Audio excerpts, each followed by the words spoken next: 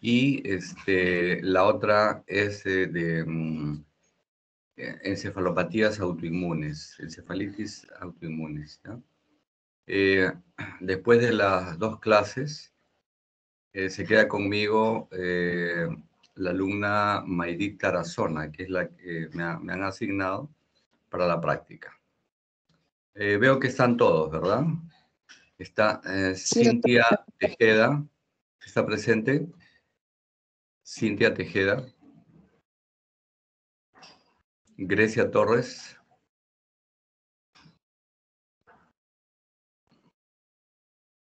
Respondan a la lista, por favor, a Presente, llamar. doctor, ¿me escucha? Sí, sí. Disculpe, Aquí doctor, no sí. se activó el Grecia sí. micrófono. Es Cintia Tejeda. Parece que está. Mayrit Tarazona. Presente, doctor. Muy bien. Ruth Tito. No. Brian Sánchez. Buenos días, doctor, presente. Buenos días. Doctor, Javier. ¿me escuchó, doctor? Buenos días. Ruth Tito. Sí, Sí, doctor. está bien. Buenos días. Gracias. Javier Cerrato. Presente, doctor. Buenos días. Buenos días. Angie Talledo. Buen día, doctor, presente. Buenos días. Carmen Tello. Buenos días, doctor, presente. Buenos días. Adriana Ticona. Presente, doctor. Buenos días. Buen día. Y Jesús Toledo. Presente, doctor, buenos días. Buenos días. Bueno, entonces estamos la mayoría. Vamos a... Doctor, ¿Sí? buenos días. Cintia Cintia. Tejeda, no lo quería Sí. interrumpir. Ya, buenos días. Doctor, buenos días. Solgorro Uriarte Víctor, no me llamó. Víctor. Estabas al final de la lista, discúlpame. Muy bien, vamos a comenzar a compartir la pantalla. Vamos a comenzar con epilepsia, que es uno de los temas más importantes y más comunes en neurología. Más o menos el 50% de las consultas ambulatorias en neurología es por epilepsia. Entonces vamos a ir desde cómo se producen las descargas eléctricas en la corteza cerebral, cómo se propagan estas descargas eléctricas en el cerebro, cómo se manifiestan clínicamente estas descargas, o sea, cómo son las crisis, que es la manifestación de las descargas. La manifestación clínica de las descargas son las crisis epilépticas. Y bueno, de ahí el tratamiento, ¿ya? Entonces vamos a compartir la pantalla con ustedes.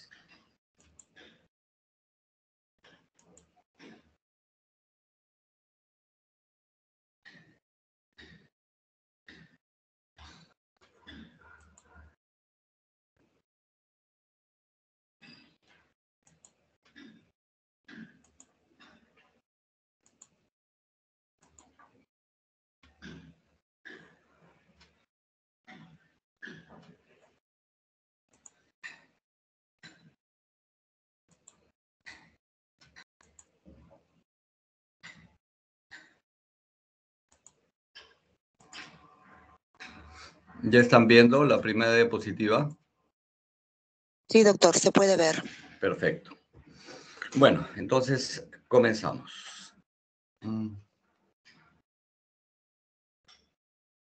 Estos son los temas que se van a tocar. Y bueno, sobre la importancia, la parte epidemiológica, en la cantidad de personas en el mundo que tienen epilepsia, entre 100 a 200 millones.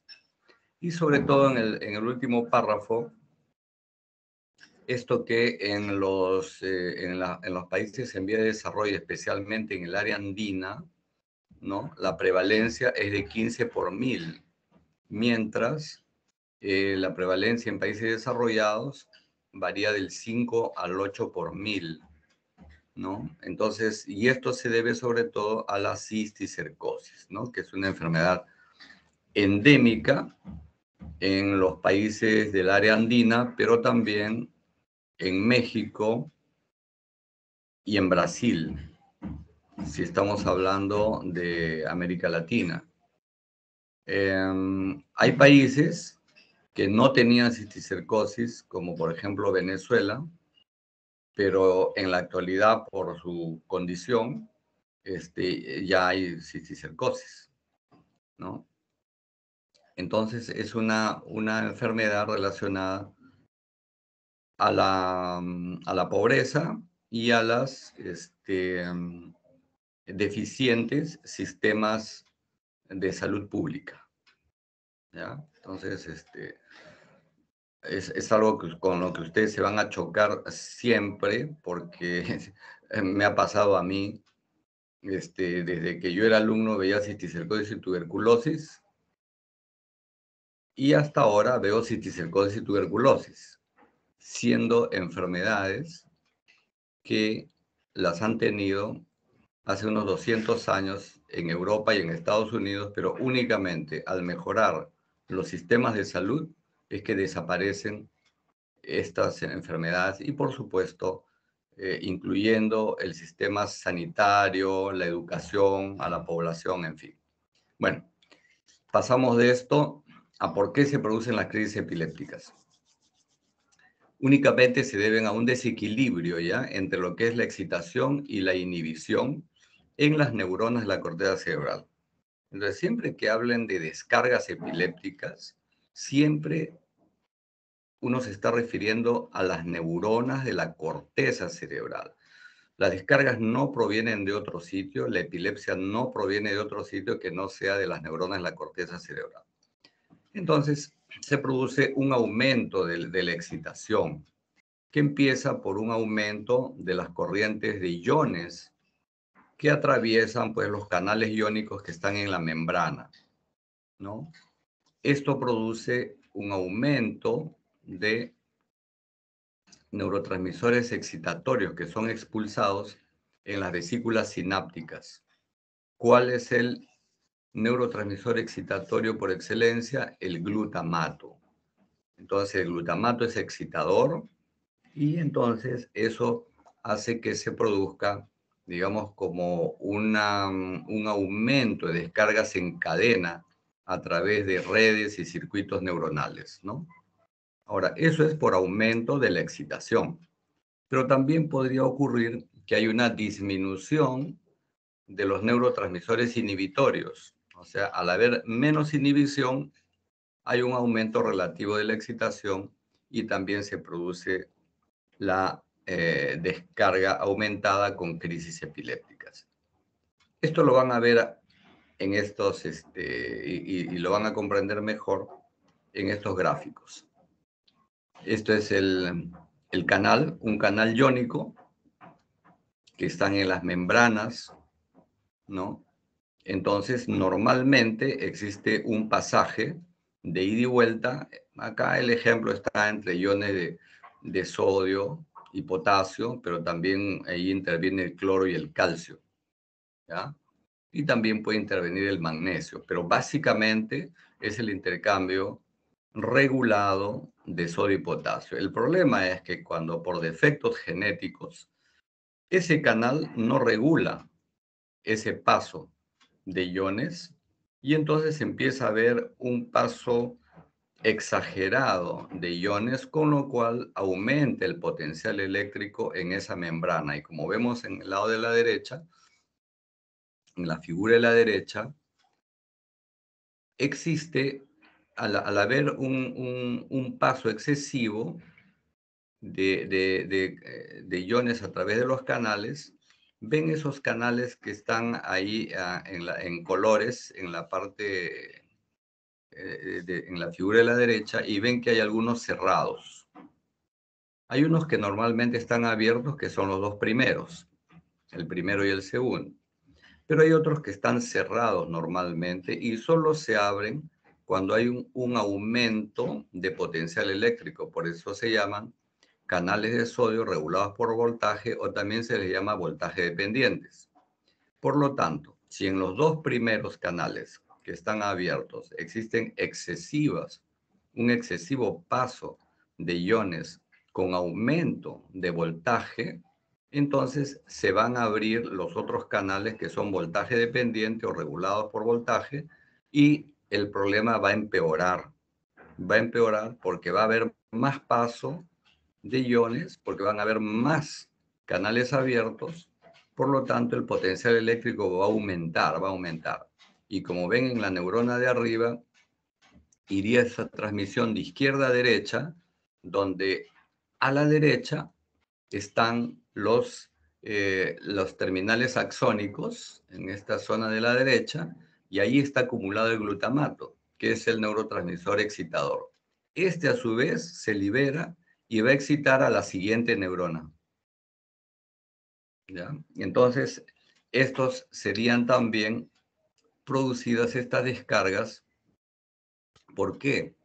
Porque al salir estos neurotransmisores a la siguiente neurona, al salir el glutamato y contactarse con la otra sinapsis, con la otra membrana sináptica, van a ir a unos receptores. Pero esos receptores a la vez pueden tener fallas. Estos son los receptores, ¿no?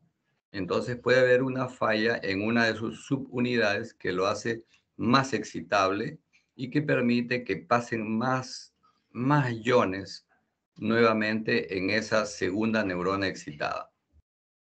¿Ya? Entonces, lo que les he mostrado son las causas genéticas por alteraciones en la estructura de los canales y en las estructuras de los receptores. Pero también pueden ocurrir desbalances por alteraciones estructurales, es decir, por lesiones.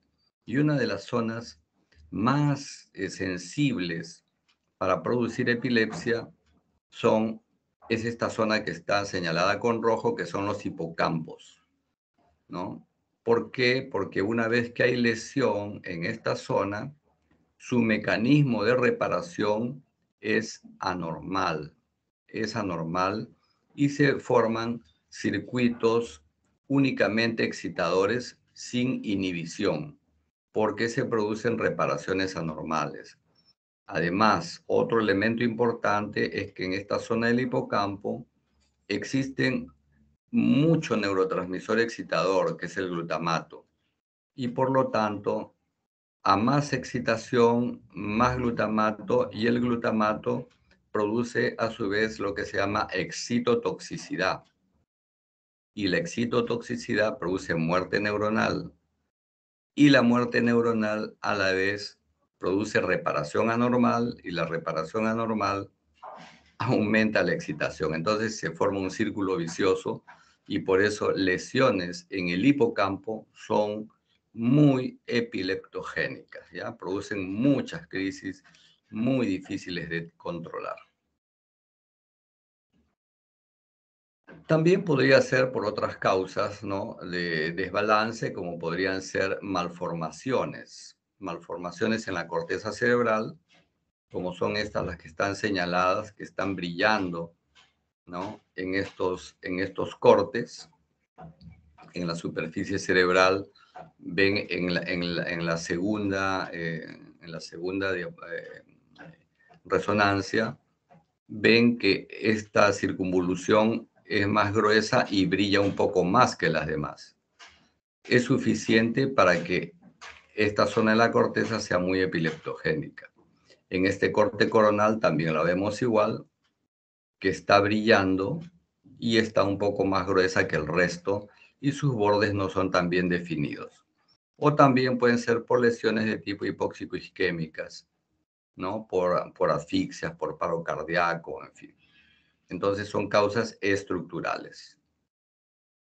Entonces, como a manera de resumen, ¿no?, las descargas eléctricas aumentadas producidas por alteraciones en la estructura de los canales iónicos, ¿no?, aumentan el potencial. Este potencial eléctrico en la neurona se transmite, ¿no?, hacia las terminales axónicas. En la sinapsis, estas terminales axónicas son ricas en glutamato, lo liberan, son excitadores, y también puede haber acá, en esta sinapsis, ¿no?, en la membrana postsináptica, es decir, en la segunda neurona de acá, ¿no?, podría ser que el receptor de glutamato también esté mal y que produzca efectos de mayor paso de iones con la consecuente aumento del potencial eléctrico y sigue transmitiéndose en cadena, ¿no? Estas descargas eléctricas aumentadas a través de circuitos y redes neuronales en gran escala. Cuando se llega a extender en toda la superficie cerebral es que se produce la crisis epiléptica. ¿Ya? Ese es un resumen del fenómeno de por qué se producen las crisis epilépticas. Y esto es un ejemplo de alguna de las formas de epilepsia, como son las epilepsias, un ejemplo de epilepsia primaria que es la epilepsia de ausencia.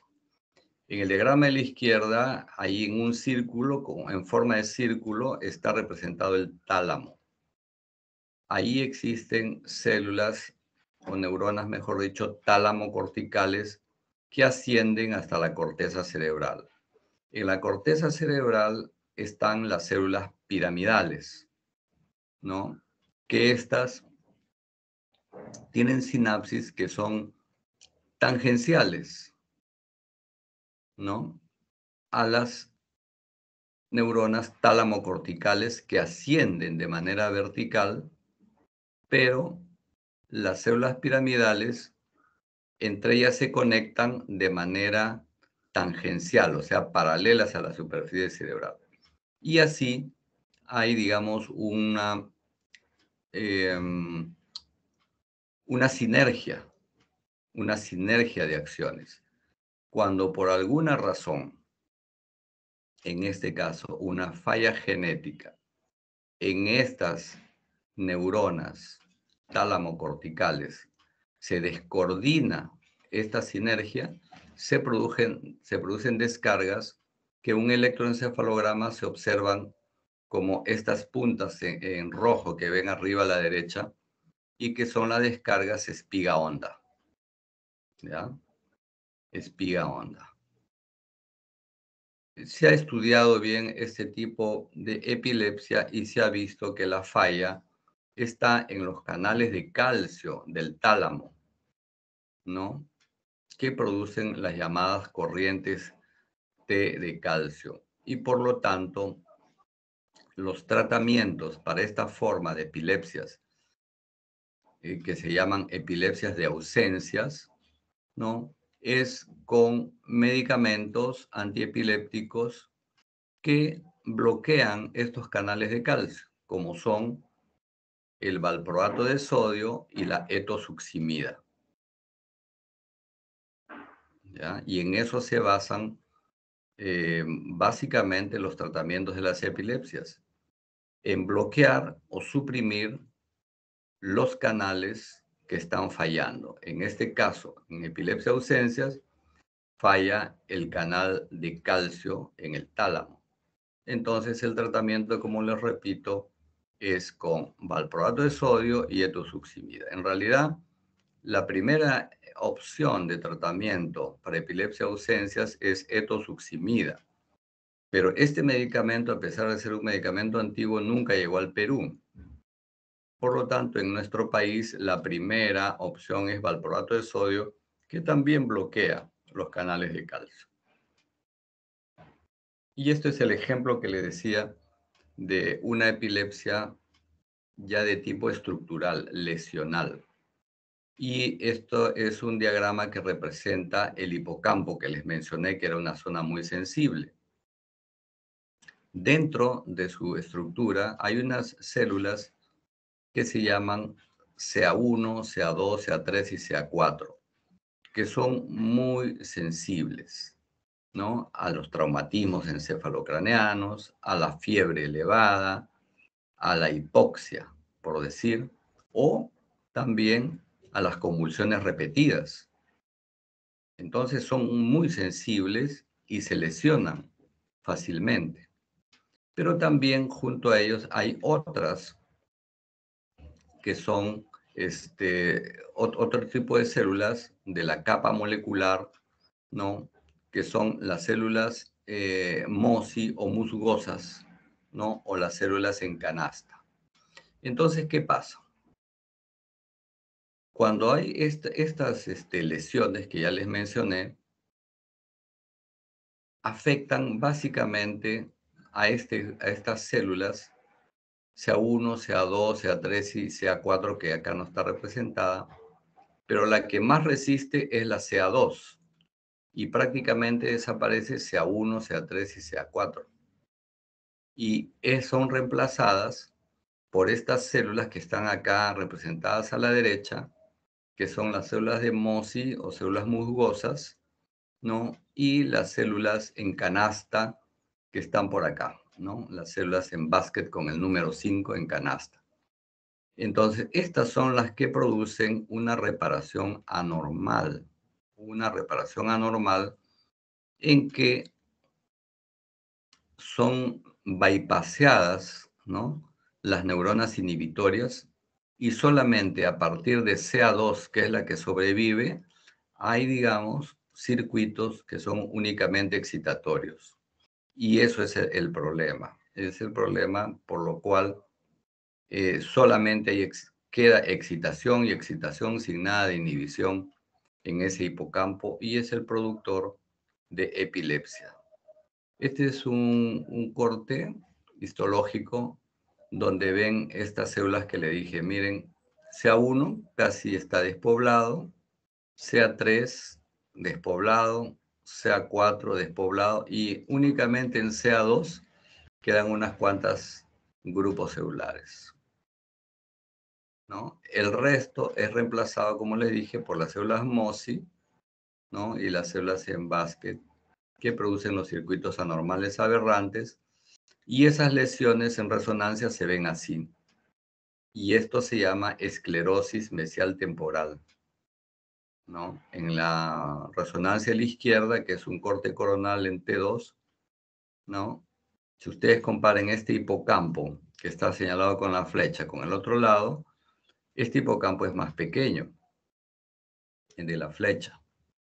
En T2, el líquido cefalorraquídeo se ve blanco. Por tanto, en esa cisterna hay más líquido cefalorraquídeo que se ve blanco también a comparación del otro lado. Y en la resonancia de la derecha, que es un corte coronal también, pero este está en un protocolo que se llama FLAIR. Y está señalado a la izquierda cómo ese hipocampo brilla y es más pequeño en relación al otro, ¿no? Eso es una atrofia del hipocampo. Pero ¿por qué se le llama esclerosis? Porque los anatomopatólogos cuando tocan esa zona es dura. Entonces le llamaron que estaba esclerosada quiere decir endurecida, ¿no? Y mesial temporal porque es la parte medial del lóbulo temporal. No es la cara externa que está por acá por afuera, sino es la cara interna o medial que le llaman también mesial. Es una esclerosis mesial temporal, ¿no? Del hipocampo. Muy bien, entonces ya hemos visto la fisiopatología, cómo se producen las descargas que generan crisis. Y ahora, ¿cuál es el diagnóstico de la epilepsia, ¿no? ¿Cuándo uno dice que un paciente tiene epilepsia? Cuando tiene al menos 2 o más crisis no provocadas, o sea, de aparición espontánea. Pero estas crisis tienen que ocurrir en un periodo mayor de 24 horas. Porque si se tienen 2 o 3 crisis por primera vez en un solo día, dentro de las 24 horas se considera como una sola crisis. Pero si el paciente tiene una crisis hoy y en 3 meses tiene otra de manera espontánea, entonces eso ya es epilepsia. Si un paciente tiene un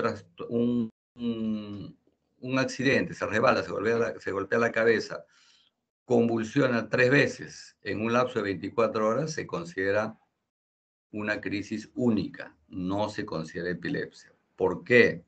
Porque la epilepsia es una entidad crónica, ¿ya? Entonces hay que tener mucho cuidado porque incluso puede tener implicancias legales te dicen epilepsia, ya están diciendo que es una situación crónica. Pero crisis única es algo que posiblemente no se vuelva a producir. Muy bien. Ya les había adelantado que las epilepsias pueden ser por fallas genéticas en los canales o en los receptores iónicos, o también pueden ser estructurales cuando se producen por lesiones. Y entonces, ¿cómo sospechar? ¿Cómo sospechar? ¿Cómo orientarnos con un paciente para saber si tiene crisis de origen genético o de origen estructural? Entonces, las características son, las epilepsias genéticas tienen crisis que son esporádicas, no son muy frecuentes y todas las crisis se parecen. O sea, sus crisis son iguales siempre y esporádicas. Se presentan en un paciente con estado neurológico normal. Generalmente hay antecedente de epilepsia en alguien de la familia. Su electroencefalograma puede ser normal o si tiene descargas características, también similares siempre. Si le tomamos imágenes, tomografía o resonancia, van a ser normales. Y la respuesta al tratamiento, si es que repite más de 2 veces, ¿no? O a partir de la segunda vez, el tratamiento es bueno. O sea, hay un buen control con monoterapia, con un solo medicamento.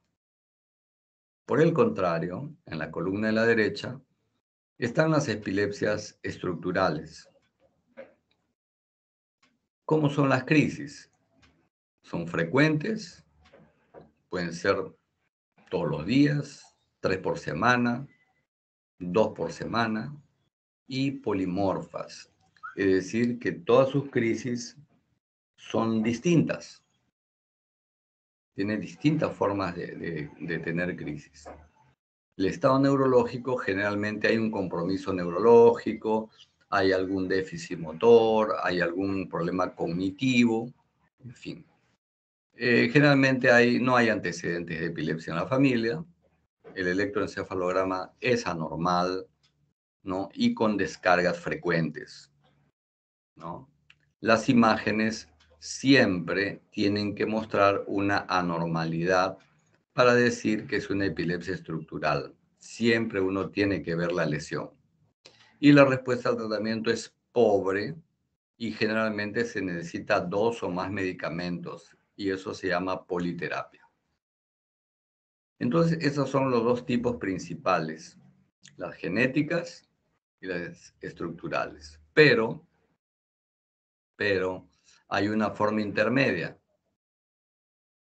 en que en todo, y que se llaman epilepsias de causa desconocida, en todo son iguales a las estructurales.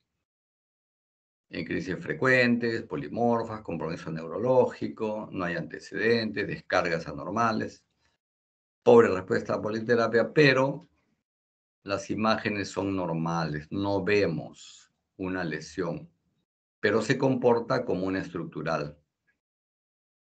¿Ya? Entonces ahí le ponemos que de causa desconocida. Antes se le llamaba también probablemente sintomática. ¿Por qué? Porque se ha encontrado que estas pacientes que se comportan como una estructural, una epilepsia estructural, pero tienen resonancias normales, en los estudios histológicos a nivel microscópico sí se observan anormalidades. Sí se observan anormalidades.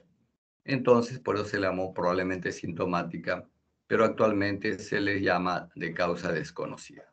¿Ya? Por etiología, esas son las 3 causas de epilepsia. Bueno, las crisis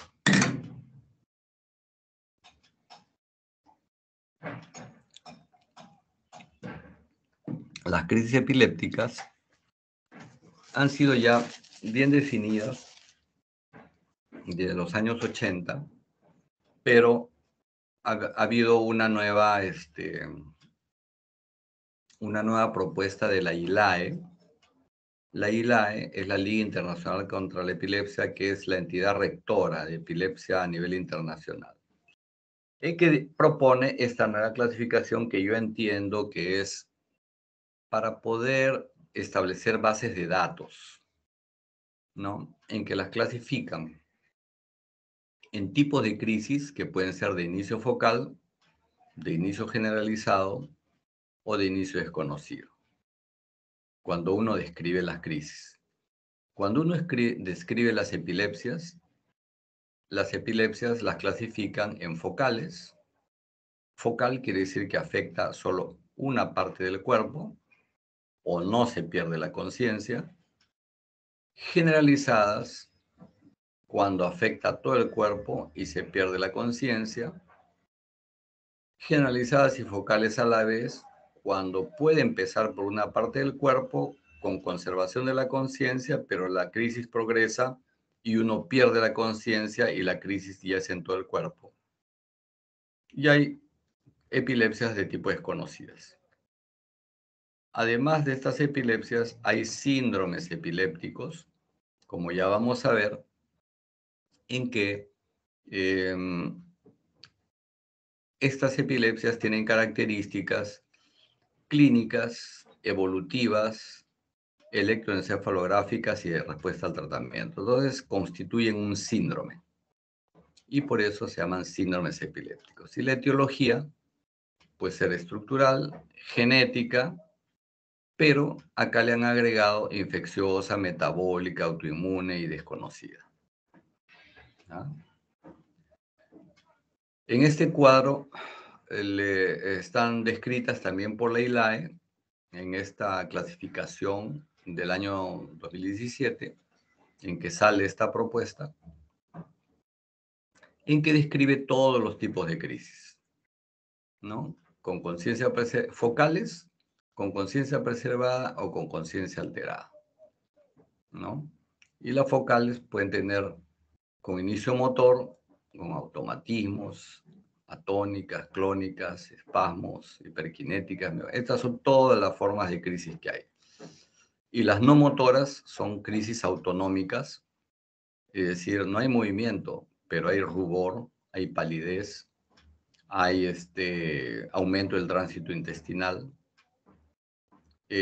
con detención de comportamiento, en que se queda mirando al vacío, ¿no? Se queda la persona detenida, inmóvil, ¿no? Como fascinada, mirando a un solo punto. Crisis cognitiva puede ser que haya lo que se llama un arresto del lenguaje, de un momento a otro no puede hablar como una manifestación de una crisis. Emocional por risa, llanto, excitación. Sensorial puede ser visión de luces, colores, audición, percepción de olores agradables o desagradables, etcétera, etcétera, etcétera. Y todas las motoras, como ya dijimos, ¿no? Los tónico-clónicas, clónicas, mioclónicas, en fin. Y dentro de las generalizadas no motoras están las ausencias, cuando se desconecta del medio ambiente, pero solamente por breves segundos. Estas ausencias pueden ser típicas, atípicas, se pueden acompañar de mioclonías o mioclonías palpebrales. Y hay otras de inicio desconocido. Bueno, eso es para mencionarles solamente la clasificación actual. Ahora, un elemento importante en el diagnóstico de las epilepsias es el electroencefalograma. Así como en una infección o una urinaria, por decir un examen de orina y un cultivo es imprescindible, en epilepsia ocurre lo mismo con el electroencefalograma. ¿Qué dato nos da? Nos confirma que hay una actividad eléctrica cerebral anormal, que son las descargas. Localiza el foco de descargas anormales, nos dice dónde es, lóbulo frontal, temporal, para ver en el futuro qué es lo que se puede hacer. Y bueno, también entrega información respecto al tipo de epilepsia para poderla clasificar. O sea, de acuerdo a las descargas, uno puede clasificar en tipos de epilepsia o síndromes epilépticos, como vamos a ver. Estos son los grafoelementos epilépticos epileptiformes anormales. ¿Qué es lo que nos puede dar un electroencefalograma de anormal y lo que vamos a buscar? Ondas agudas, arriba a la izquierda, ondas agudas, como ven, son como pirámides, ondas agudas.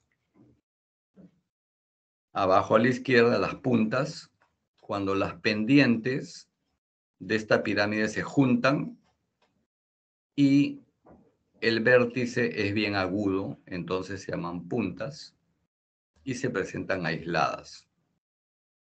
Cuando estas puntas, arriba a la derecha, se ven en grupos, se llaman polipuntas, y cuando hay una combinación de una punta seguida de una onda lenta, se llaman complejos de punta onda lenta. O sea, esto indica epilepsia.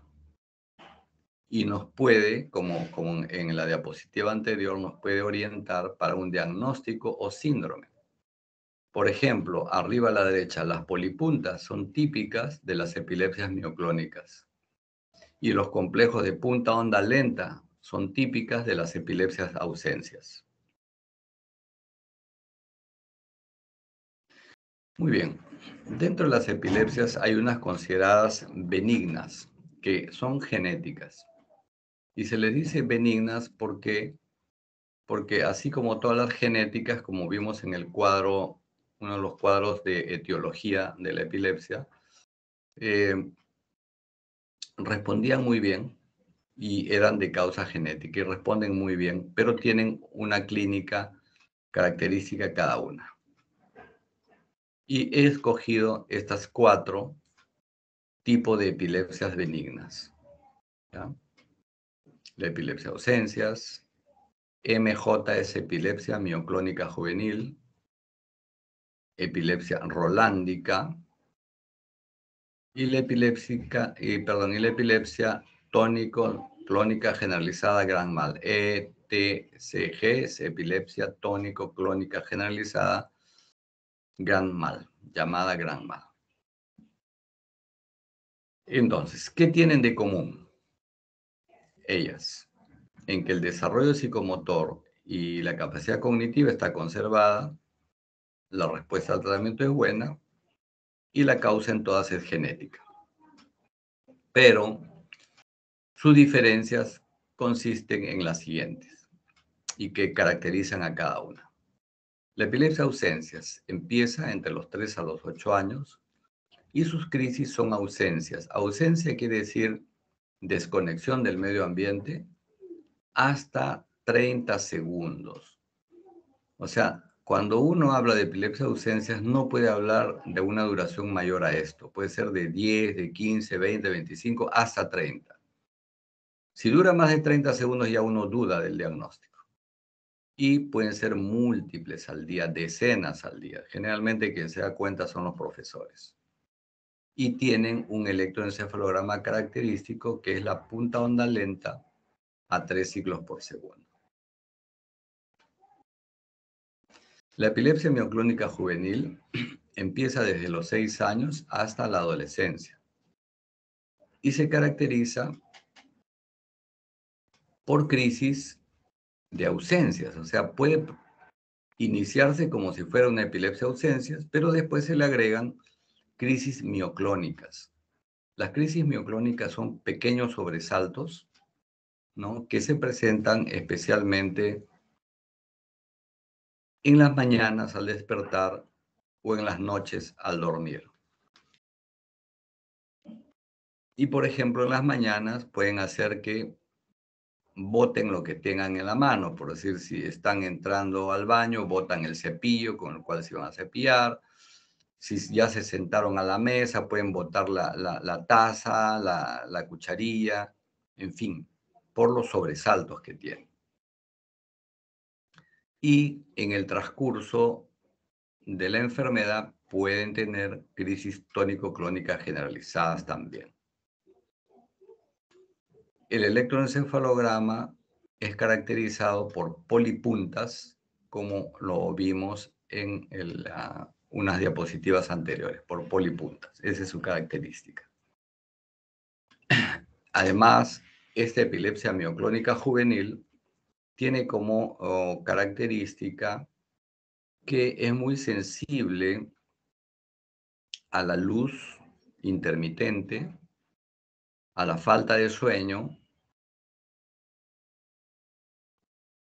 a la ingesta de alcohol, cosa que en la adolescencia es difícil de controlar. Por eso, a pesar de ser una epilepsia benigna, a veces por las características del paciente, es difícil de controlarla porque el paciente adolescente tiende a trasnochar, tiende a tomar bebidas alcohólicas y en las fiestas o discotecas hay luces intermitentes.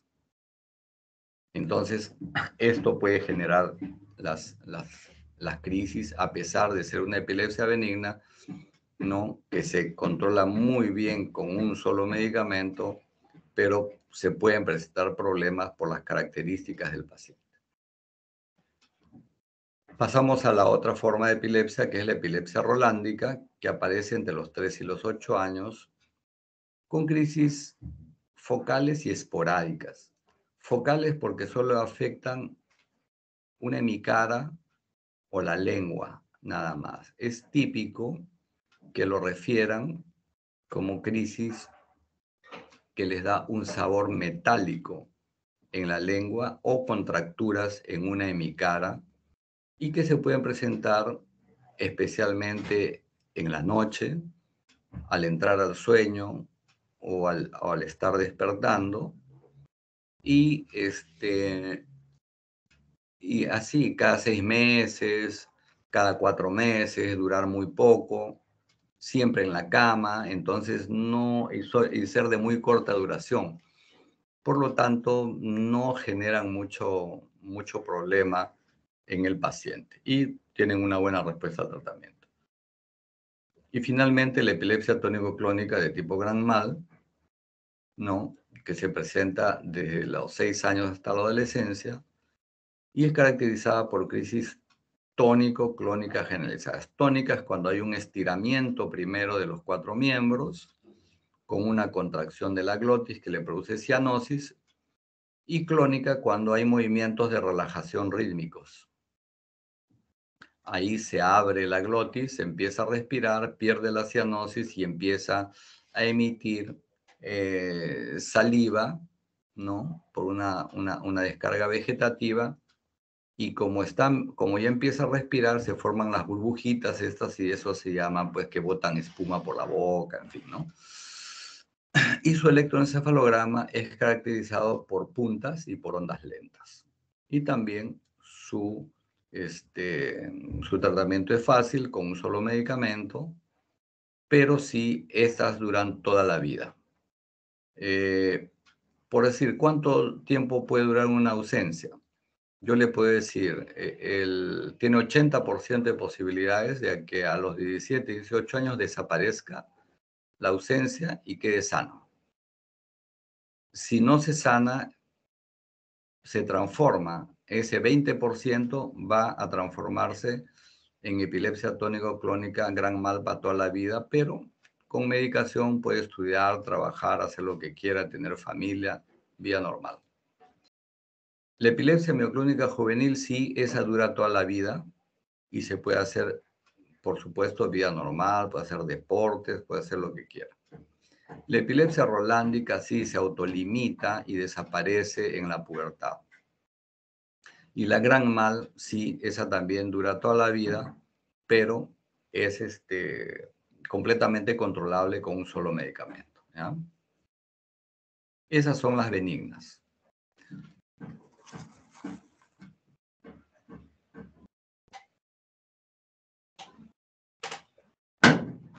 Sin embargo, hay otras epilepsias que sí son malignas y que empiezan en la primera infancia. Malignas, ¿por qué? Porque una vez que se presentan, se produce un deterioro irreversible de todas las capacidades. Aquí les he puesto el WES, Lennox-Gastaut, las mioclónicas estáticas y ausencias mioclónicas. Pero solamente quisiera que se acuerden de estas dos que son las más comunes, el síndrome de West y el Lennox-Gastaut. ¿Qué tienen en común? Que están en amarillo, que apenas empiezan las crisis, existe una detención o regresión del desarrollo, o sea, de todas las habilidades que habían adquirido hasta ese momento se pierden. La respuesta al tratamiento es pobre o ninguna, con algunas excepciones. Y la etiología en el síndrome de West es estructural, o sea, lesional o genético, y en el Lennox-Gastaut siempre es estructural. ¿Cómo es el cuadro clínico del síndrome de West? Empieza entre los 3 meses y 1 año. Y las crisis son de espasmos en flexión. ¿Ya? Crisis de espasmos en flexión. ¿Qué son estos espasmos en flexión? Son contracciones espasmódicas, generalmente hacia adelante, y que se repiten en grupos, ¿no? En grupos de 6, 10 espasmos, con un periodo de relajación para volver de nuevo a estos espasmos en flexión. Su electroencefalograma típico se llama ipsarritmia. Respecto al tratamiento, hay un 10% de casos que cuando se le detecta dentro de la primera semana y se le administra dosis altas de corticoides, es posible que reviertan por completo, que recuperen sus capacidades y después de un tiempo de tratamiento de un medio año en adelante, recuperen su desarrollo normal. Es una suerte y ocurre solamente en aproximadamente, calculo, un 10% de pacientes. Respecto al Lennox-Gastaut, empieza entre los 2 a los 8 años. Hay un 20% de casos de síndrome de West que a los 2 síndrome de Lennox-Gastaut, es decir, se transforman a Lennox-Gastaut. ¿Cómo son las crisis? Es una combinación de crisis, donde hay crisis atónicas típicas, que son caída de la cabeza, se pierde el tono del cuello y la cabeza cae hacia adelante. Ausencias atípicas, es decir, se desconectan, pero se desconectan por más tiempo, más de los 30 segundos. Y las que no deben faltar son las crisis tónicas del sueño, es decir, el paciente despierta bruscamente con crisis tónicas, ¿no? Con un estiramiento, está en plena madrugada, bruscamente tiene un estiramiento de todo el cuerpo. Se llaman crisis tónicas del sueño. Y el electroencefalograma son de puntas lentas y ondas lentas con una frecuencia de menos 2.5 ciclos por segundo.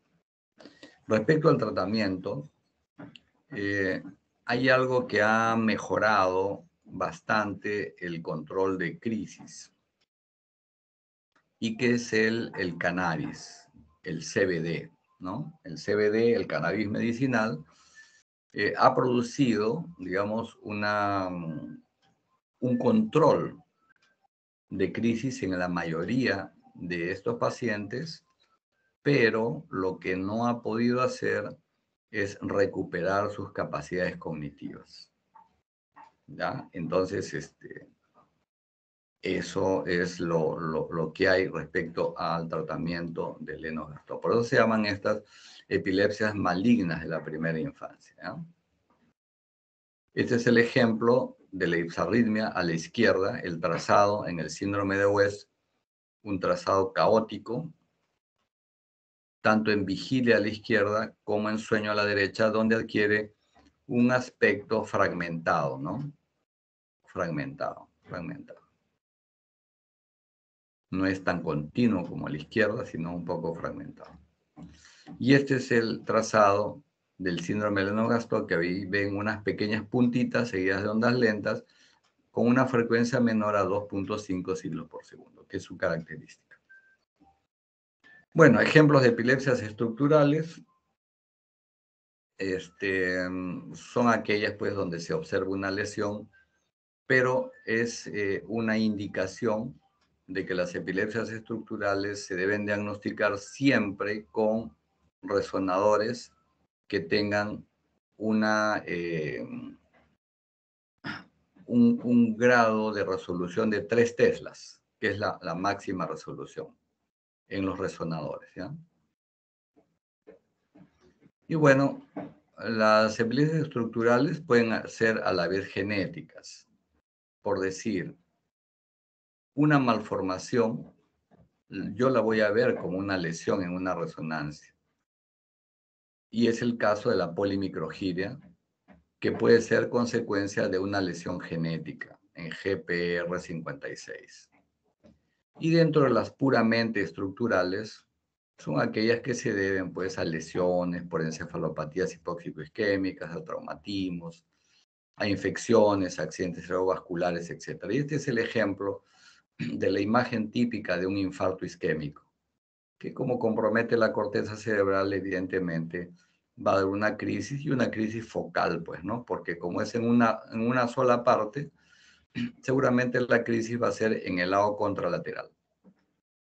Aquí la lesión es frontal, por lo tanto, este frontal izquierda nos va a dar unas crisis focales del lado derecho del cuerpo del paciente.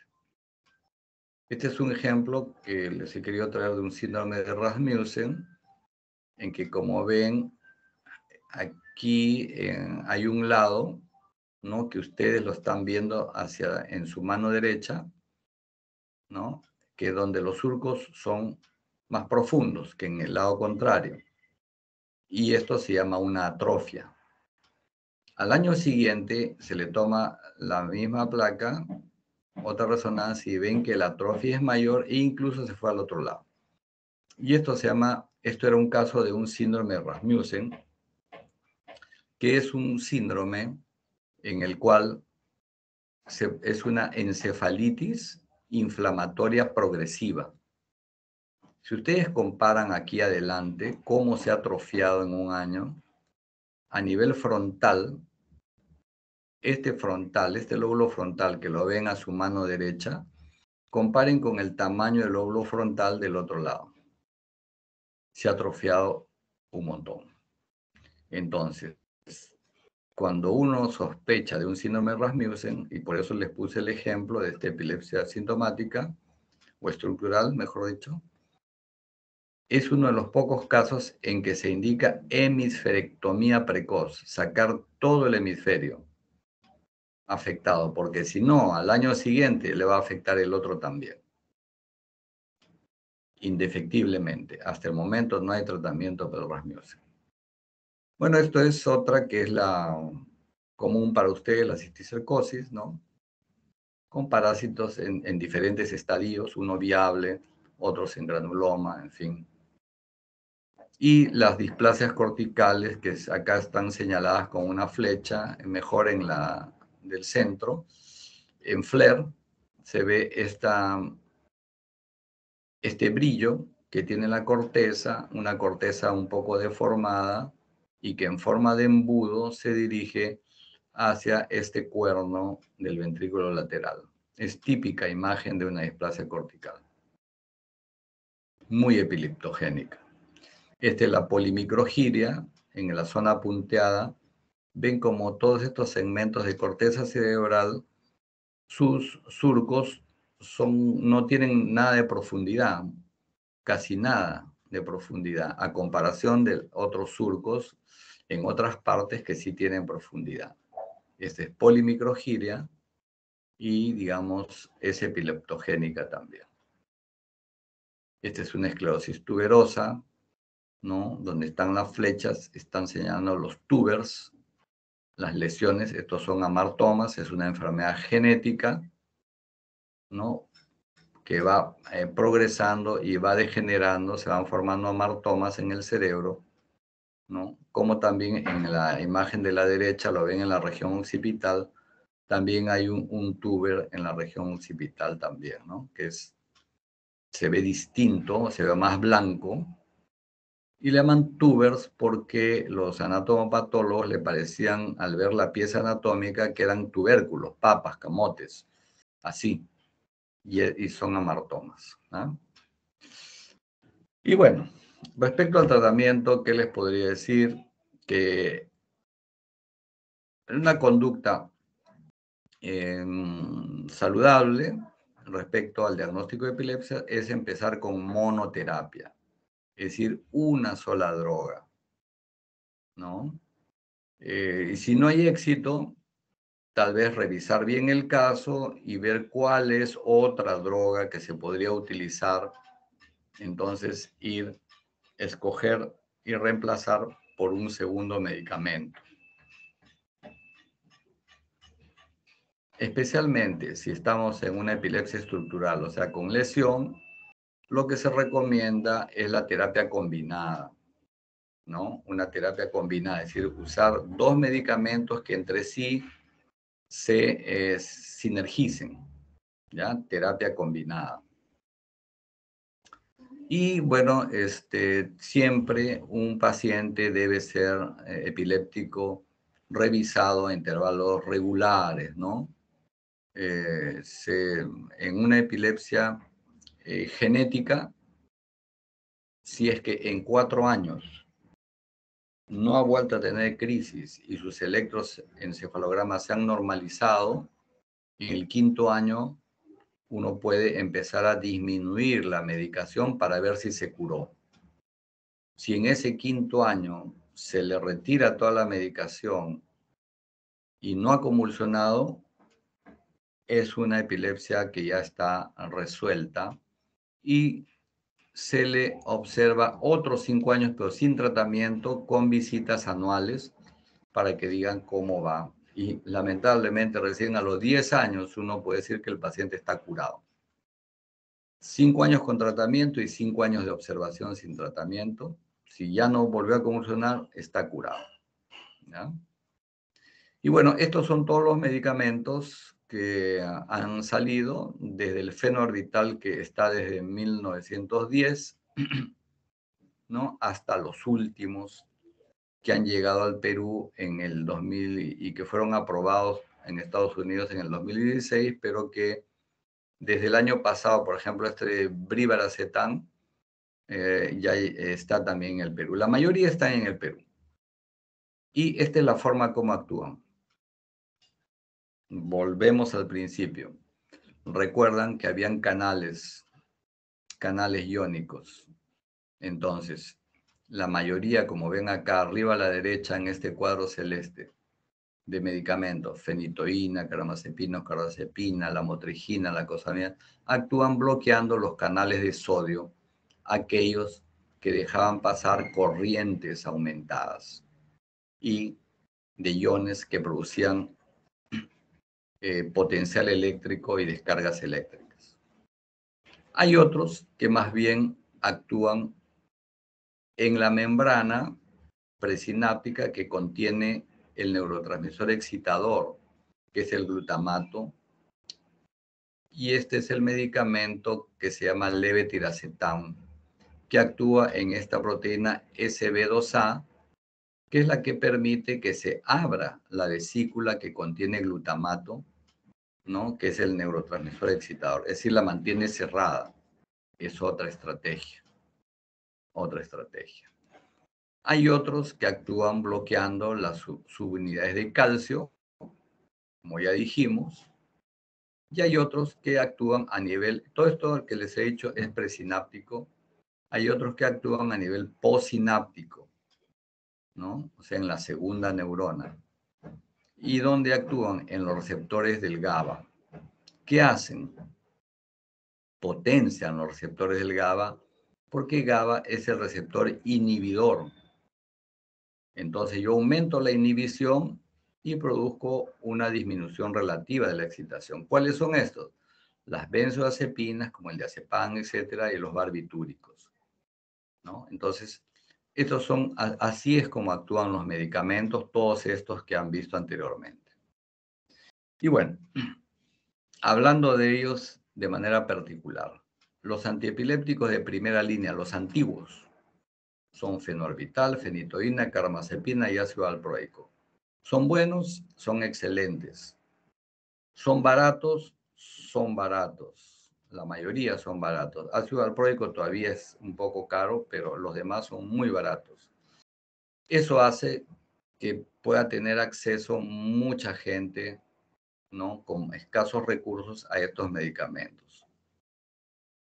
¿Cuál es su inconveniente? Uno, todos estos son bastante teratogénicos. ¿Sí? Para la mujer embarazada, epiléptica, habría que cambiárselos. Dos, producen efectos estéticos adversos. Nuevamente, la mujer, bueno, el hombre también se ve afectado.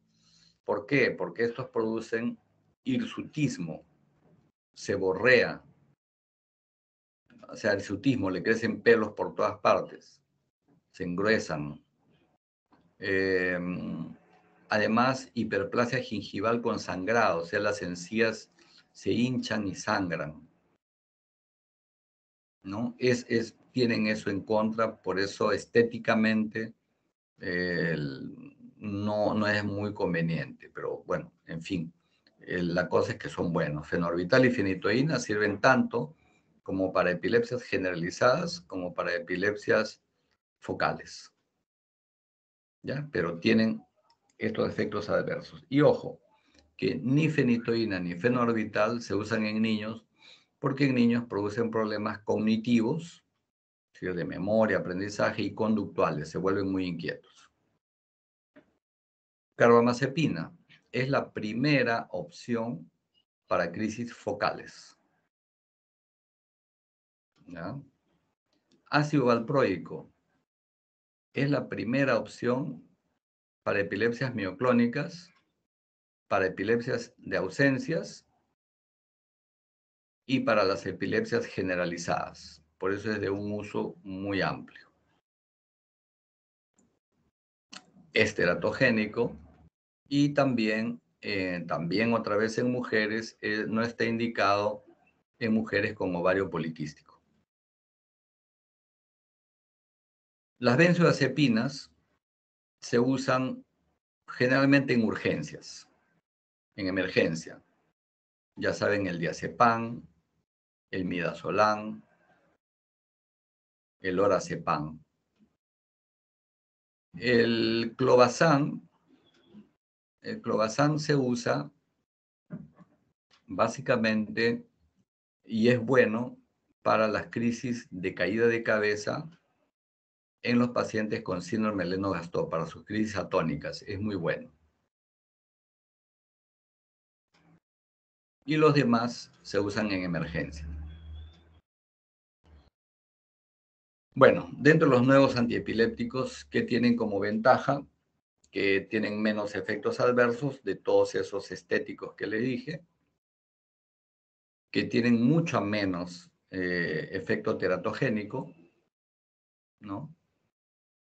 Y bueno, que sirven también para las epilepsias que son resistentes. Oxcarbazepina. Oxcarbazepina es un primo de la carbamazepina, pero sin sus efectos adversos.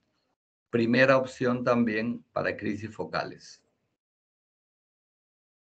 La motrigina. La motrigina es primera opción para las crisis focales del adulto mayor. Y también la motrigina es segunda opción para las epilepsias mioclónicas y para las epilepsias ausencias. Y la motrigina también es una excelente combinación junto con ácido valproico para epilepsias resistentes de tipo estructurales. Gabapentina es una tercera opción para epilepsias focales y nunca se debe usar en epilepsia mioclónica. Tampoco se debe usar en epilepsia mioclónica nunca ni carbamazepina ni fenitoína. O sea, en epilepsia mioclónica nunca usar fenitoína, carbamazepina o gabapentina. Topiramato, por sus múltiples lugares de acción, es para las epilepsias resistentes. Además, baja de peso, quita el apetito, por eso es bueno para las mujeres epilépticas gorditas.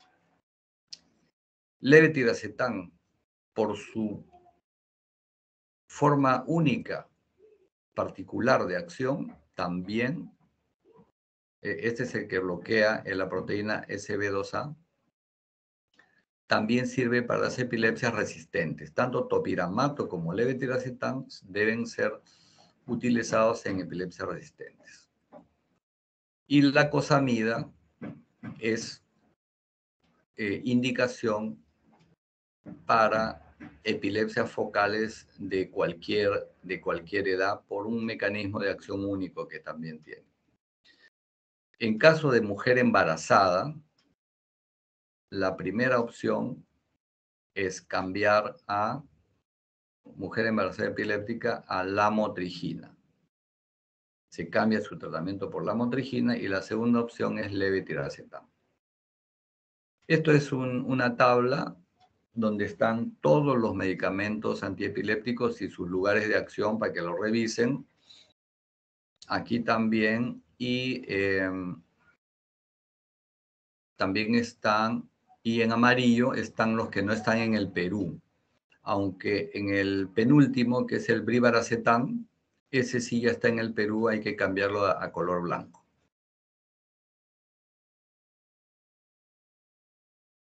Bueno, ¿cuándo se considera que una epilepsia es fármaco resistente?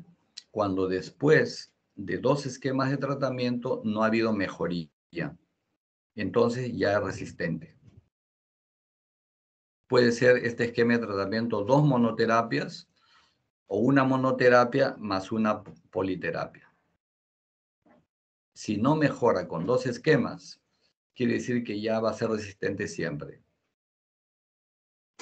Cuando fallan estos medicamentos convencionales, se recurre a esto, a la dieta cetogénica, que consiste en llevar a un estado cetósico al paciente, ¿no? Hay muchas teorías de cómo actúan, que estabiliza la membrana neuronal, digamos que inhiben los canales iónicos, pero en realidad no está dilucidado en realidad cómo actúa, pero actúa bien, pero ¿qué pasa?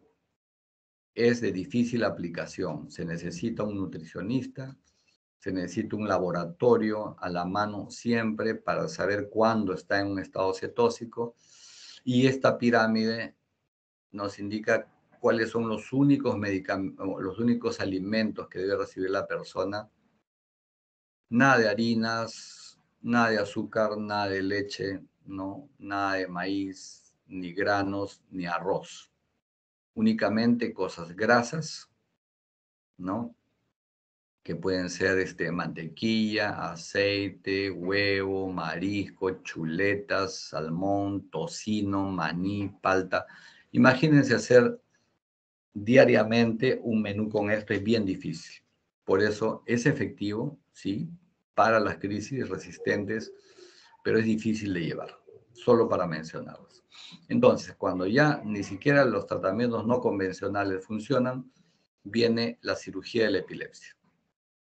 ¿Ya? El paciente se le programa para cirugía de la epilepsia, para eso se necesitan electroencefalogramas prolongados para detectar el foco, resonancia magnética para ver dónde está la lesión y dónde se va a operar, ¿no? Y cuando ni siquiera sale el foco donde se va a operar en una resonancia magnética ni electroencefalograma, entonces se usan las pruebas funcionales, ¿no? De imágenes funcionales, como acá a la derecha, ven que en este lóbulo temporal a su mano izquierda se ve una hipoflujo, ¿no?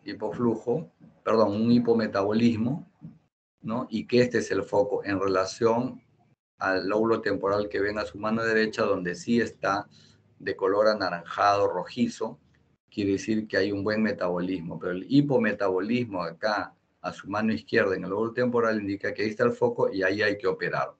Entonces, eso es digamos, el objeto de realizar esos estudios. Por ejemplo, esta es una serie buena, publicada en el 2012, de 38 pacientes, ¿no?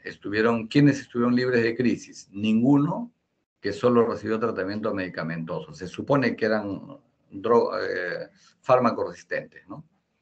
Pero 11 de los 15 que fueron operados sí estuvieron libres de crisis, en un seguimiento a 2 años, ¿no? Entonces, esto indica el progreso de la cirugía de la epilepsia en casos resistentes, pero con mucha sinceridad les debo decir que esto no siempre ocurre, que debe ser una serie de pacientes muy bien escogidos para que tengan esta alta tasa de mejoría, que en la realidad no se ve tanto así.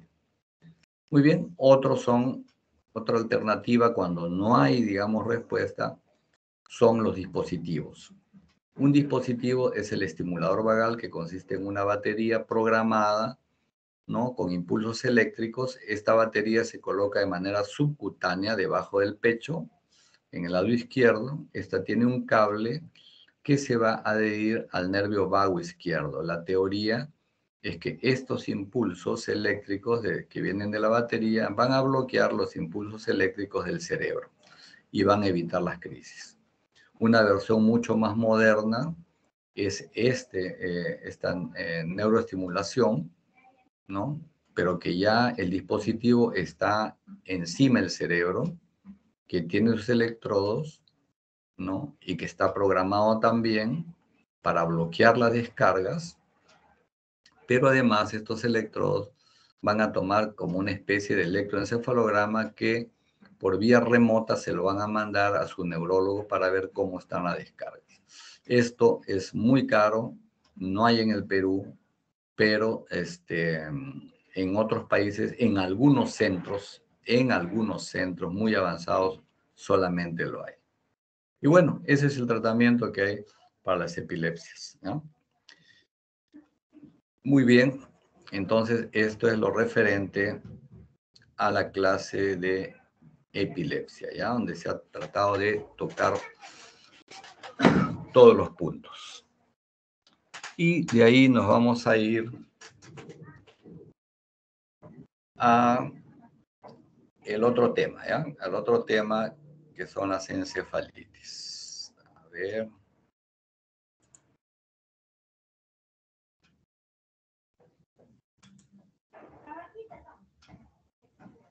¿Están viendo las encefalitis antirreceptor NMDA? Perfecto. A ver, nos vamos a tomar, si desean alguna pregunta ahorita, nos tomamos un par de minutos.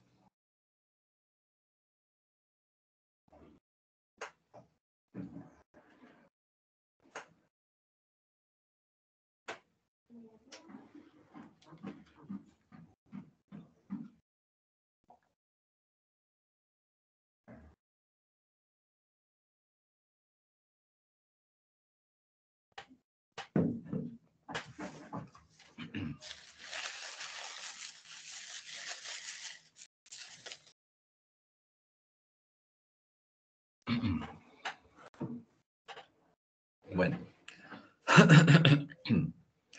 Bueno, entonces vamos a iniciar esta segunda clase de las encefalitis antirreceptor NMDA. Como una introducción, les diré que hasta hace unos 15, 20 años, este diagnóstico no existía. Y todas las encefalitis se pensaba que eran virales, solamente que en algunos casos se encontraba el virus y en los otros no se encontraba el virus. El virus que más se conoce y el más frecuente en las encefalitis es el herpes, ¿no? El herpes virus. Pero después se observó que todos no eran así, que habían algunas encefalitis que eran de naturaleza autoinmune, ¿ya? Y que en algunos casos estas encefalitis incluso estaban relacionadas a tumores ocultos, en otra parte del cuerpo, no en el cerebro, sino tumores ocultos en otra parte del cuerpo. ¿Ya? Entonces, esa es la importancia, ¿no? Que sepan que hay encefalitis virales y encefalitis autoinmunes. Entre ellas, la más común es la encefalitis contra el receptor de membrana neuronal que se llama NMDA. Y bueno, entonces, vamos, esta es la agenda. Y bueno, entonces es para que hay algunos anticuerpos que afectan al sistema nervioso. Algunos actúan contra el interior de la célula y ellos generalmente se deben a cáncer oculto. Por eso se llaman síndromes paraneoplásicos. Y estos anticuerpos son los anti-U, anti-RI, anti-fifisina, anti-MA, anti-SRMP, en fin. Y se relacionan a cáncer oculto de pulmón, a seminomas, a cáncer de mama, ¿no? Pero hay otros anticuerpos que afectan la membrana neuronal, o sea, la superficie de las células neuronales, ¿no? Y estos son los anticuerpos anti-AMPA, anti-GLU-R3, al más conocido, anti el NMDA-R1 y el anti-NMDA-R2. Esos son los clásicos. Y estos pueden generar síndromes encefalíticos, epilépticos, y son más benignos y responden a tratamientos con corticoides o a tratamientos que van a inmunosuprimir o inmunomodular. ¿Ya? También pueden dar síndromes de tipo cerebelosos. Bueno, entonces, este es el receptor de glutamato, es el NMDA, pues, ¿no? El receptor, el más común, como ven ahí a la derecha, ¿no? Los receptores de este neurotransmisor excitador glutamato son tres: el NMDA, el AMPA y el kainato. Entonces, la forma más común de anticuerpo contra estos receptores de membrana es ante el receptor 1, NR1, del receptor NMDA. ¿Ya?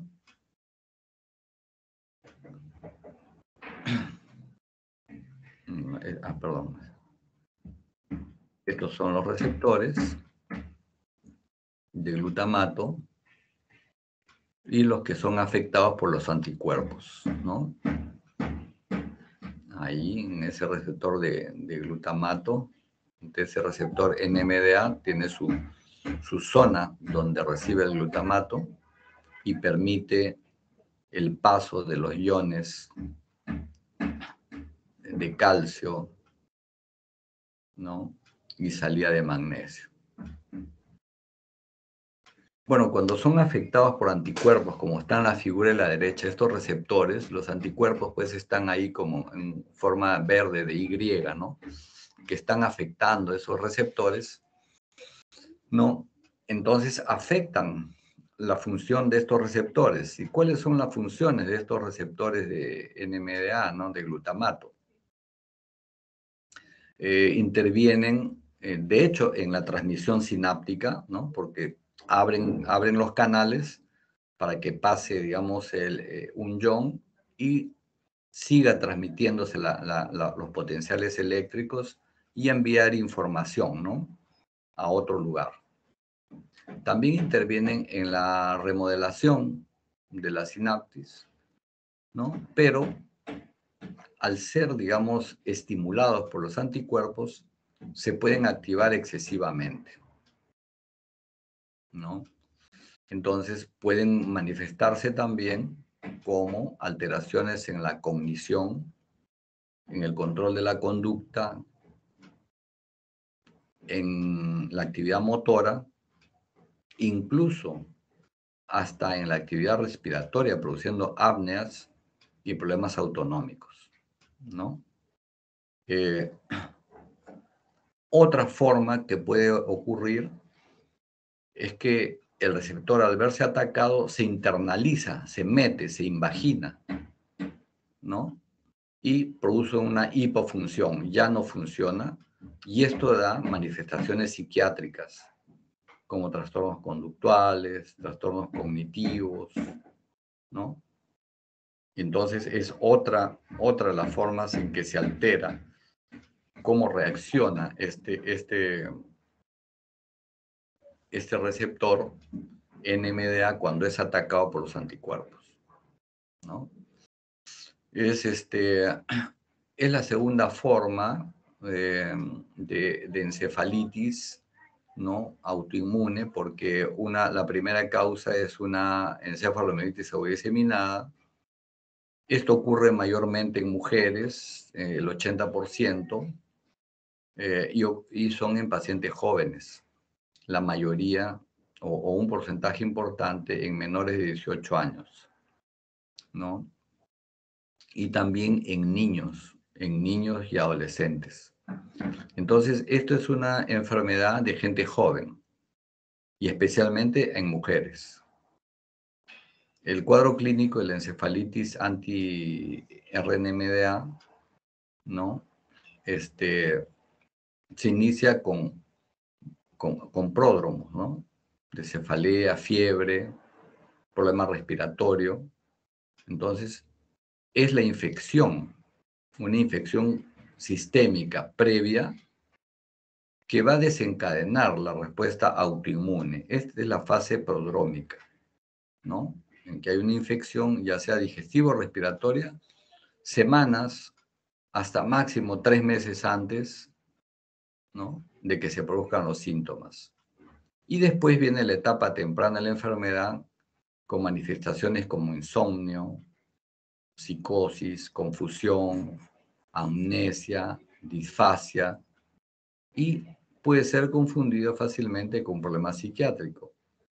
Y después de 1 o 2 semanas vienen movimientos anormales, mutismo, convulsiones, trastornos autonómicos, hipoventilación que puede llegar a la apnea, compromiso de conciencia y que puede llegar al coma y puede necesitar cuidados intensivos. ¿Ah? Entonces, esto es el cuadro de una encefalitis, pero cuando se produce el cuadro que semeja a una encefalitis, aquí no hay fiebre. Todo lo contrario de una encefalitis viral, especialmente de la encefalitis por herpes, que siempre hay fiebre. Acá la infección se produce semanas o meses antes, que puede tener fiebre también. Pero el cuadro neurológico viene después. En cambio, en las encefalitis virales, tanto la fiebre como el cuadro neurológico son simultáneos, ¿ya? Esa es la diferencia. Bueno, en los exámenes auxiliares, de hecho, pues cuando uno lo sospecha, puede pedir los anticuerpos, ya sea en sangre o en líquido cefalorraquídeo, ¿no? Son positivos en 75% de casos en suero, pero en el 100% en líquido cefalorraquídeo. ¿Cómo se modifica el líquido cefalorraquídeo? Puede haber aumento de células a predominio linfocítico, o sea, una pleocitosis. Puede que hayan bandas oligoclonales o no.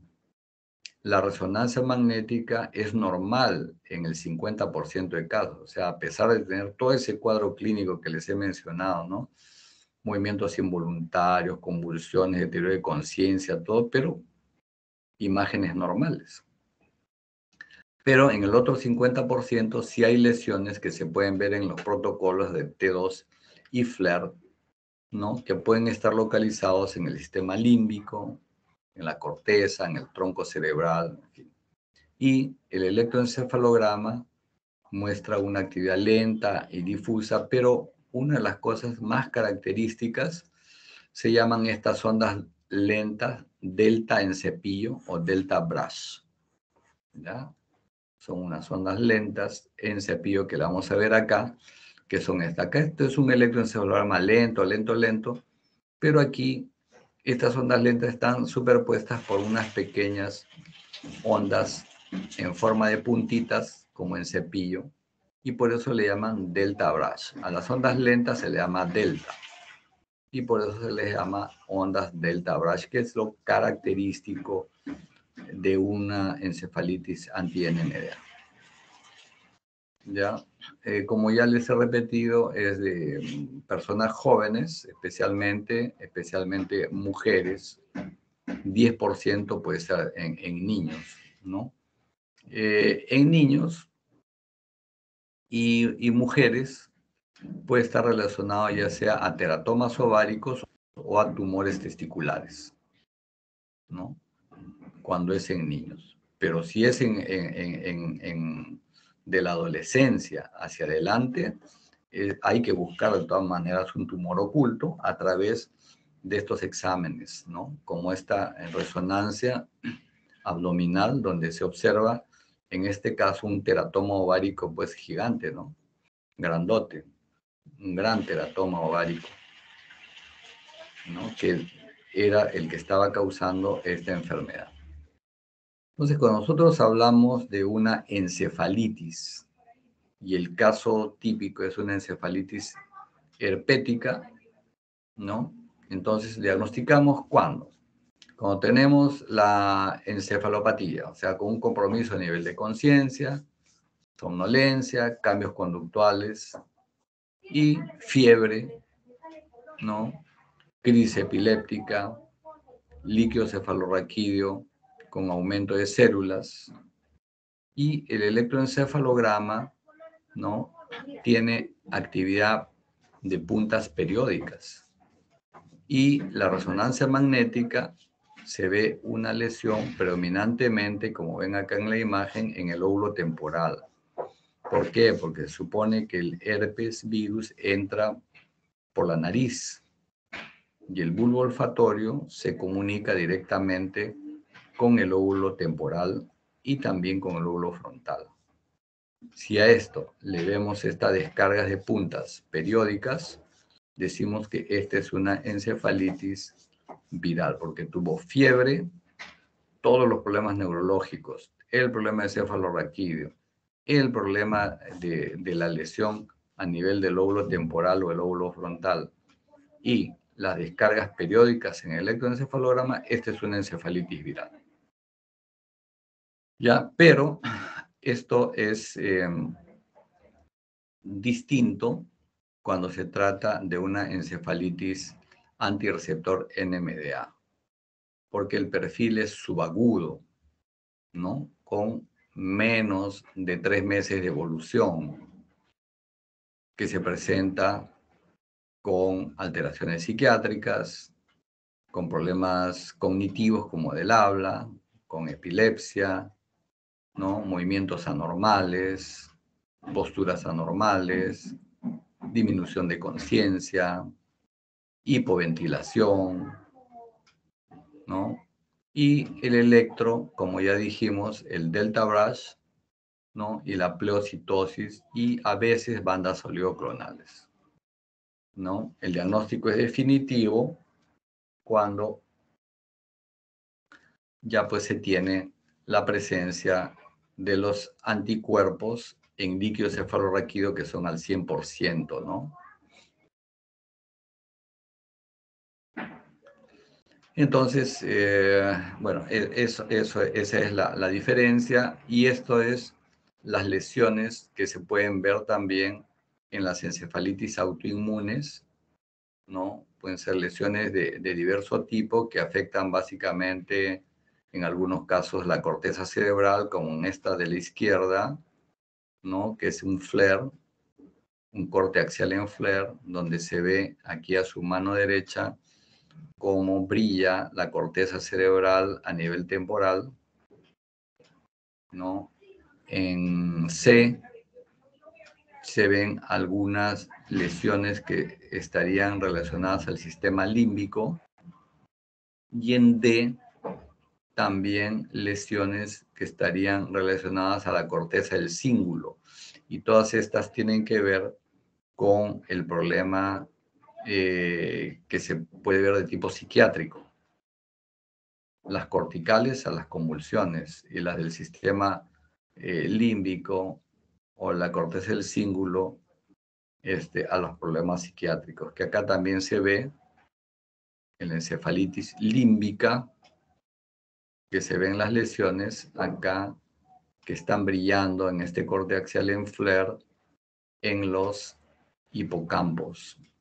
Y acá en el corte coronal con las flechas también están los hipocampos. Y acá en colores está todo el sistema límbico, que es el circuito de las emociones. Y por eso es que estos pacientes tienen trastorno psiquiátrico, ¿no? Porque los anticuerpos afectan todas estas zonas donde hay los receptores NMDA. ¿No? Dalmau es un neurólogo catalán que, digamos, es que el que confirmó este tema de que existían encefalitis autoinmunes, ¿no? Cuando antes se pensaba que todas eran encefalitis virales solamente, que no existían. Entonces, a partir de este tiempo, yo solamente les he mencionado el cuadro clínico del receptor anti-NMDA. Pero miren, con el tiempo, él encontró que habían formas de encefalitis autoinmunes, claro, básicamente lo más común es contra el receptor NMDA, pero también contra el receptor AMPA, contra GABA, contra el GL1, contra el CAF, GABA, en fin, ha encontrado una serie, ¿no?, de lugares, ¿no?, o de receptores que van a producir encefalitis autoinmunes, ¿ya? Entonces, ¿cuál es el pronóstico? En pacientes con causa paraneoplásica, la evolución es mejor cuando se encuentra el tumor, o sea, cuando se sospecha que hay un tumor oculto, especialmente, como les digo, en encefalitis autoinmune, en pacientes adolescentes hacia adultos, buscar el tumor oculto de todas maneras, incluso yo diría desde púberes. ¿Y cómo lo buscan? Con resonancias magnéticas tóraco-abdominales y pélvicas cada 6 meses durante 2 años. Porque el tumor de repente al principio no lo ven, muy chiquito, pero 2 años se considera un tiempo suficiente como para poder detectarlo, ¿ya? Y bueno, los que no tienen tumor oculto, sino es un fenómeno solo autoinmune, son los que tienen a recaídas, ¿ya? Y las recaídas dependerán tal vez de un tratamiento inadecuado. Las complicaciones que se puede tener pueden ser un estado convulsivo refractario que los lleve a cuidados intensivos, apneas que pueden poner, apneas de origen central que pueden poner en riesgo la vida, ¿no? Y van a requerir seguramente unidad de cuidados intensivos. Y las conclusiones inmediatas, o sea, las secuelas pueden ser epilepsias, trastornos cognitivos, el aprendizaje, la conducta, ¿no?, que van a requerir tratamientos especializados a largo plazo. Este sería un algoritmo. Digamos que tenemos un cuadro clínico, ¿no?, de una encefalitis autoinmune. Entonces, el líquido cefalorraquídeo que nos muestra un aumento de células a predominio linfocítico o bandas celuloclonales. Resonancia magnética nos puede dar o no la lesión. El electroencefalograma, un patrón sospechoso con delta Brush o no, ¿no? Entonces, si nosotros tenemos ya esta sospecha, le pedimos el estudio buscando los anticuerpos antirreceptor NMDA, ¿ya? Con el cuadro clínico. Entonces, en caso de que sea positivo, ya tenemos nuestro diagnóstico, nuestra encefalitis autoinmune anti-RNMDA. Entonces, si nos está dando una encefalopatía leve o moderada, ¿cuál es el tratamiento? Metilprednisolona endovenoso, 30 miligramos por kilo por día por 3 a 5 días, que esto puede ser combinado o si no, solo reemplazado por inmunoglobulina G a 0.4 gramos por kilo por 2 a 5 días. Y puede tener una buena respuesta, mejora el paciente con estos tratamientos y bueno, puede quedarse solamente con prednisona, 1 miligramo por kilo por 6 meses, ¿no? Por 6 meses y de ahí sacar la medicación. Pero puede ser que sea negativo el anti-NMDA. Entonces debemos reconsiderar otra etiología. Pero si nos sale positivo y la encefalopatía es severa, que ya está en cuidados intensivos, la primera acción es plasmaféresis, 5 recambios en 10 días, o sea, interdiario. Si hay una mala respuesta, repetimos la plasmaféresis, o si no, ya le damos ya los inmunosupresores como rituximab, o micofenolato, o ciclofosfamida. ¿Ya? Entonces, estos son los esquemas terapéuticos frente a estas formas de encefalitis autoinmunes. En la práctica, muchas veces nos quedamos solamente acá a la izquierda en metilprednisolona seguida de prednisona o inmunoglobulina seguida de prednisona. Y generalmente ahí se controla el caso si es que no hay tumor oculto. Ya saben, el seguimiento es a 2 años con resonancias tóraco, abdominales y pélvicas cada 6 meses por 2 años.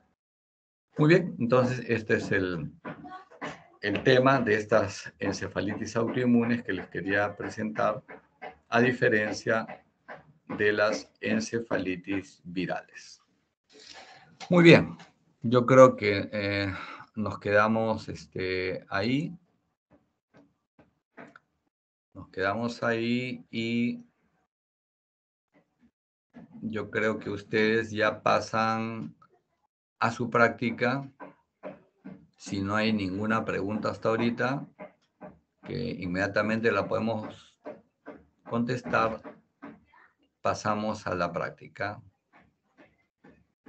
¿Alguien tiene alguna pregunta? ¿Ninguno? Muy bien. Entonces yo me quedo, los demás